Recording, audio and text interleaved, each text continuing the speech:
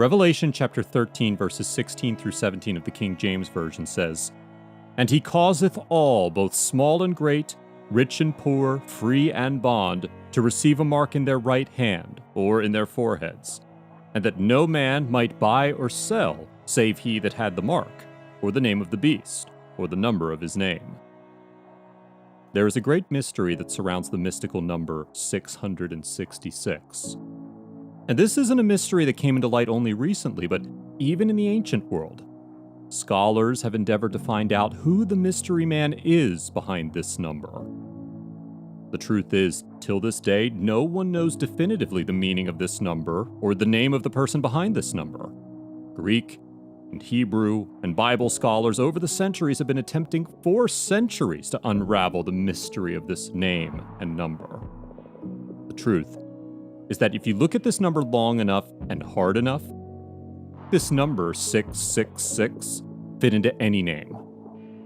Although we don't know exactly who the man behind this number is, what we do know about the people alive during this time in the book of Revelation chapter 13, they will undoubtedly know who he is and what the number represents.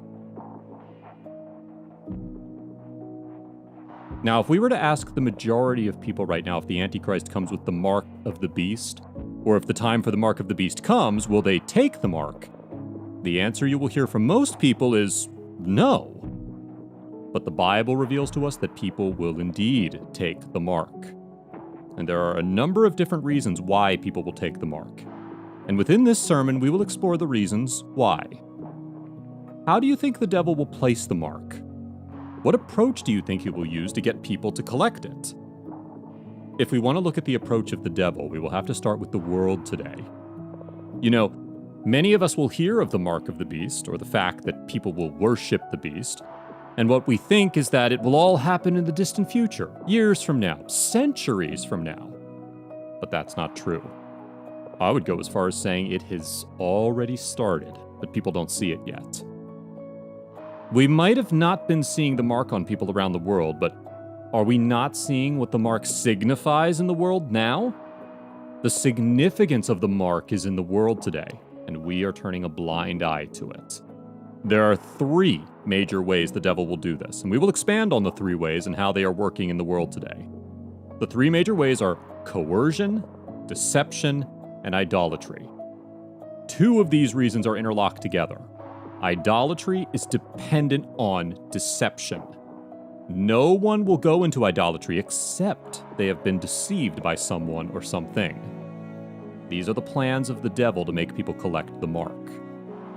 Number one, coercion. Revelation chapter 13, verses 16 through 17 of the King James Version says, "And he causeth all, both small and great, rich and poor, free and bond, to receive a mark in their right hand or in their foreheads, and that no man might buy or sell save he that had the mark, or the name of the beast, or the number of his name." The second beast, who is known as the false prophet, will ensure that people will have to take the mark, because without it, an individual will not be able to buy or sell. Now think of the pressure that this will put people under.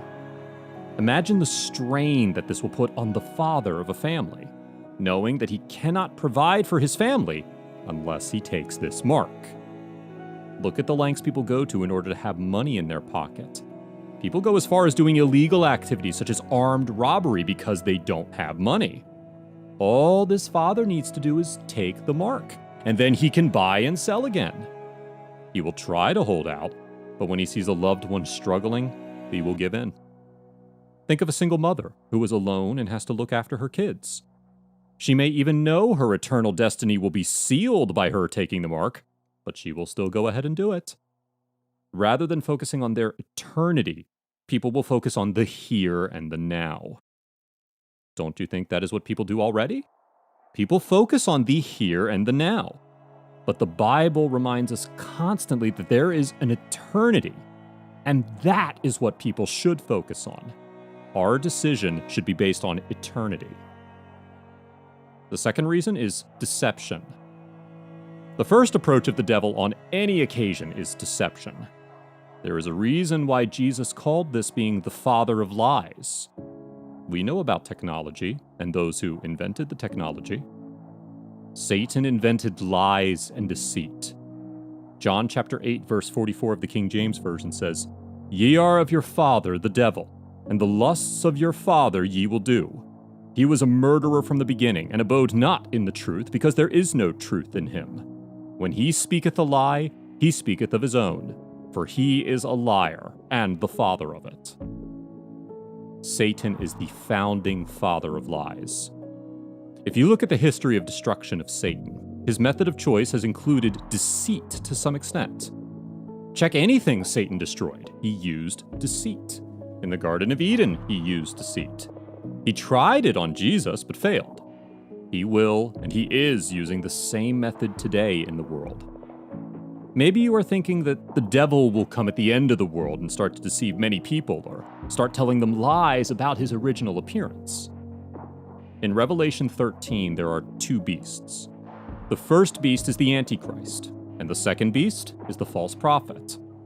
The false prophet endorses the Antichrist to the world and urges the world to worship the first beast. Now look at what the false prophet does. Revelation chapter 13, verse 14.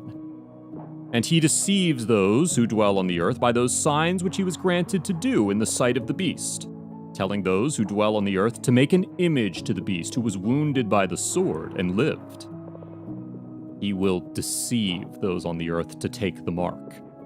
The means of his deception will be through signs and wonders. People will see these wonders and will marvel at the false prophet and will listen to him as he directs worship to the Antichrist.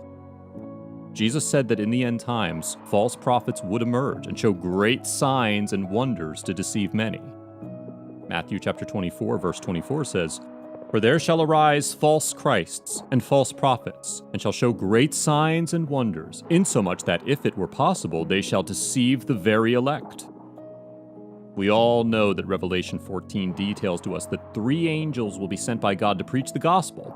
But this deception is so powerful that even though people will see angels flying and warning them not to take the mark, some will still go ahead and take them. We see this in Revelation 14.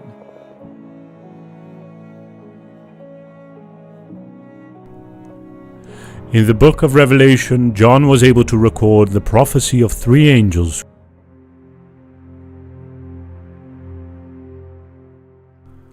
The prophecies of those angels are recorded in Revelations 14, verse 6 to 16, and they are to be taken into cognizance so that we can be at watch. Here we have one of the most awesome scenes in the history of mankind. Angels will be seen by everyone on earth, in the corners of all the world. Angels will be seen literally flying, preaching unto men. What a sight! What a moment! We don't know the identity of these angels, but they are coming. People will be sitting in their homes looking out of their windows and see these angels. People will be driving in the most remote locations of the world and will see and hear these angels. People will be in the middle of the sea, but they will see the angels and hear the gospel. God will give the choice to all humanity to accept the gospel. God will warn humanity.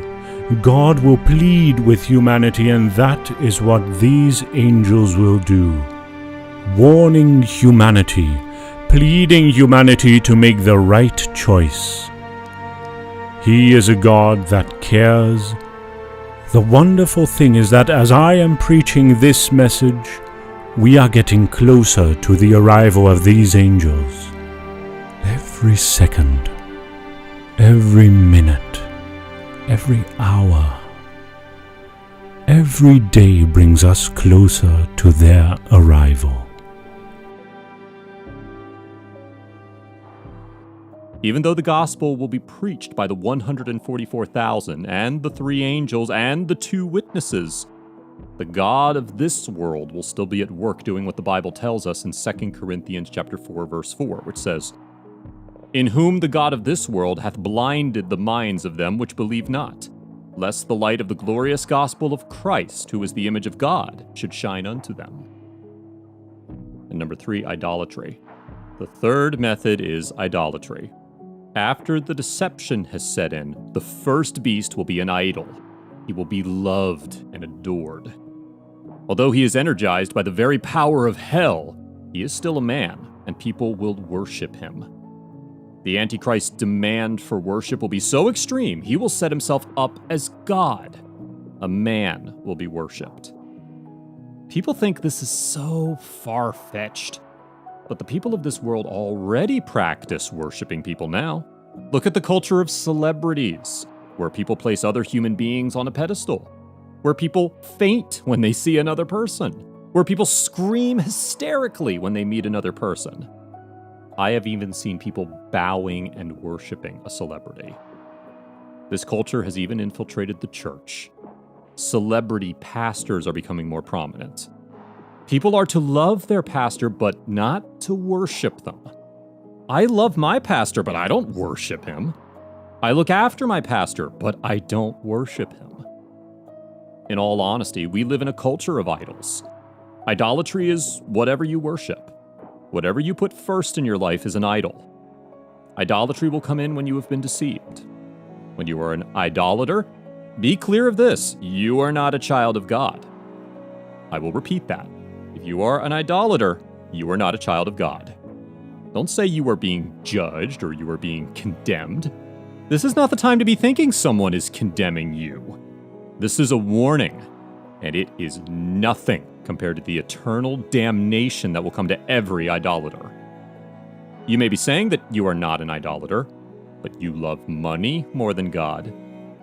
Matthew chapter 6, verse 24 of the King James Version says, "No man can serve two masters, for either he will hate the one and love the other, or else he will hold to the one and despise the other.